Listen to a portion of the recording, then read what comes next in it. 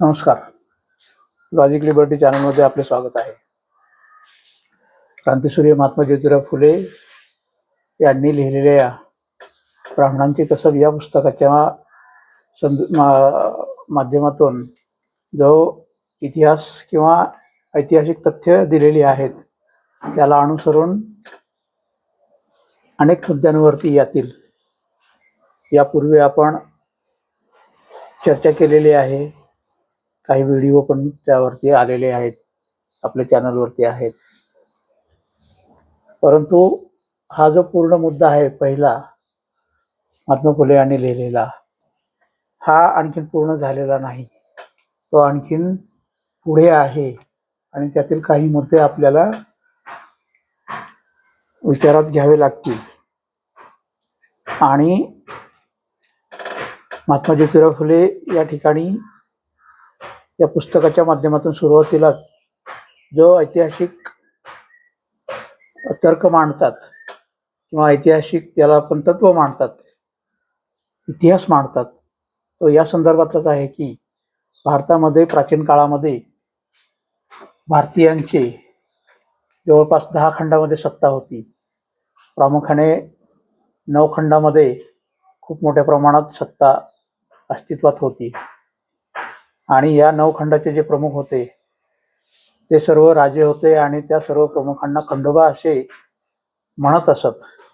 खंडोबा असे नाव दिलेले होते असे महात्मा ज्योतिराव फुले यांनी इथे नमूद केलेलं आहे. आणि मग ही जी सत्ता होती ही सत्ता अत्यंत ज्याला आपण म्हणू की स्वर्गीय सुखाला लाजवेल अशा पद्धतीची सत्ता होती 9 खंडामध्ये.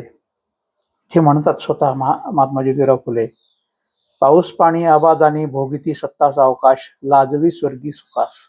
आणि मग इतकी अशी चांगली सत्ता ही उंच शिखरावरती असताना, स्वर्गीय सुख असताना सुद्धा ही सत्ता संपली कशी, किंवा या सत्तेला ग्रहण कसे लागले, किंवा ही सत्ता कोणी संपवली, हे सुद्धा या ठिकाणी महात्मा फुले यांनी लिहिलेलं आहे. तर ते काय म्हणतात बघा, अति रंगेल नादी लागले गुंतले ऐश आरामास. या सत्तेतील जे लोक होते ते अति रंगेल लोकांच्या नादी लागले आणि ऐश आरामास गुंतले आणि त्यामुळे त्यांच्या सत्तेकडे दुर्लक्ष झाले. आणि अशा पद्धतीने दुर्लक्ष केल्यानंतर पुढे काय म्हणतात बघा, अति रंगेल नादी लागले गुंतले ऐश आरामास कळाले परकी लोकास. आणि मग यांचं जे 9 खंड सत्तेकडे जे दुर्लक्ष झालेलं होतं, ऐश आरामात हे जे गुंतलेले होते, त्याची खबर परकीयास लागली. आता परकीय कोण आहेत, तर या ठिकाणी पुढे आपल्याला त्याचा संदर्भ सुद्धा दिलेला आहे. परंतु प्राचीन भारतामध्ये किंवा प्राचीन काळामध्ये भारतात सर्वप्रथम जर कोणी परकीय आले असतील तर ते म्हणजे आर्य परकीय भारतामध्ये आले होते. येताना ते त्यांच्यासोबत गुरंढोरं, त्याचबरोबर बैल, त्याचबरोबर इतर जे काही असेल ते भारतामध्ये ह्या सर्व गोष्टींसह आले होते. आणि इथे आल्यानंतर त्यांना त्यांच्या जनावरांसाठी अत्यंत सुबत्ता होती. म्हणजे नदी नाले भरून वाहत होते आणि हिरव्या हिरव्या गार कुरणांचे जंगल इथून तिथून या जनावरांसाठी उपलब्ध होती. आणि त्यामुळे हे आर्य भारतामध्ये आले आणि स्थिरावले. परंतु त्यांचा उद्दिष्ट फक्त इथपर्यंतच मर्यादित नव्हता, तर भारतामध्ये सत्ता हस्तगत करणे किंवा भारतामध्ये जी अस्तित्वात सत्ता आहे ती सत्ता संपवणे आणि त्यावरती स्वतःचं साम्राज्य निर्माण करणे, असे अनेक आपल्याला इतिहासामध्ये दाखले पाहायला मिळतात की आर्य आणि भारतीय यांचे सत्तेसाठी खूप मोठे संघर्ष झालेले आहेत. अनेक वर्षापासून प्राचीन काळामध्ये निरंतर अविरतपणे संघर्ष पाहायला आपल्याला मिळतो. आणि त्या संदर्भामध्ये काय म्हणतात की कळाले परकीय लोकास. आणि मग त्यांनी काय केलं परकीय लोकांनी, तर पुढे सांगतात की दंगेखोरांनी कट करूनी या परकीय दंगेखोरांनी कट करूनी योजिले मुख्य ब्रह्म्यास, आणि त्यांनी नियोजन केलं होतं, कट रचला होता या नवखंड सत्तेच्या विरोधात. आणि त्या कटाचे प्रमुख ज्याला कोणी नियोजित केलं होतं तर ते होते, तो म्हणजे त्यांचा राजा ब्रह्मराजा. इथे महात्मा फुले म्हणतात योजिले मुख्य ब्रह्म्यास, लागले लुटू धुमाळीस. आणि त्याच्या नेतृत्वाखाली या नवखंड सत्तेवरती खूप मोठ्या प्रमाणात त्यांनी आक्रमणं केली, लढाया केल्या, युद्ध केले. सर्व शस्त्रास्त्र सैनिकासह ते सज्ज होते. त्यांनी या गोष्टी सर्व निर्माण केल्या होत्या. आणि म्हणतात की लागले लुटू धुमाळीस, आणि मोठा धुमाकूळ घातला त्याने, लूटपाट सुरू केली. आणि परत पुढे काय म्हणतात बघा महात्मा फुले, मार देऊन जेर करून दासबा केले बहुतांश. या नवखंड सत्तेवरती आक्रमण करत असताना, हे आक्रमण काय एका दोन दिवसाचं किंवा एक महिन्याचं किंवा एक वर्षाचं असं नाही, तर अविरतपणे वर्षानुवर्ष ही आक्रमणं होत राहिली.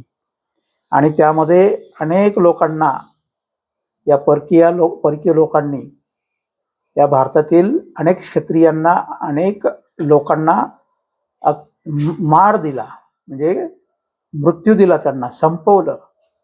त्यानंतर अनेकांना जेरीस आणले.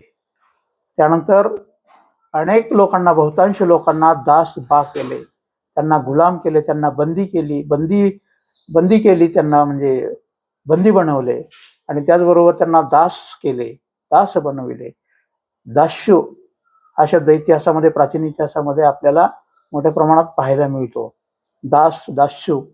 आणि त्याचबरोबर पुढे म्हणतात की ओळखून पहा या क्षुद्रास, आणि हे तेच क्षुद्र आहेत ज्यांनी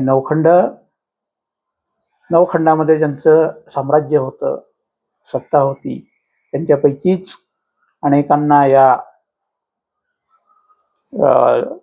परकी टोळ्यांनी खूप मोठ्या प्रमाणात जेरीस आणले, अनेकांना मारले, अनेकांना संपवले. आणि त्याचबरोबर बहुतांश लोकांना त्यांनी पकडून गुलाम केले, दास केले. आणि तेच गुलाम, तेच दास म्हणजेच शूद्र होत. शूद्र आता सुद्धा आपण ऐकतो की पूर्वीच्या ज्या वर्णव्यवस्था होती त्या वर्णव्यवस्थेमध्ये 4था वर्ण हा शूद्र होता. आणि तेच शूद्र म्हणजेच या नवखंड सत्तेचे कधी काळी ते राजे होते, असे महात्मा फुले या ठिकाणी सांगतात. म्हणतात की ओळखून पहा या शूद्रास.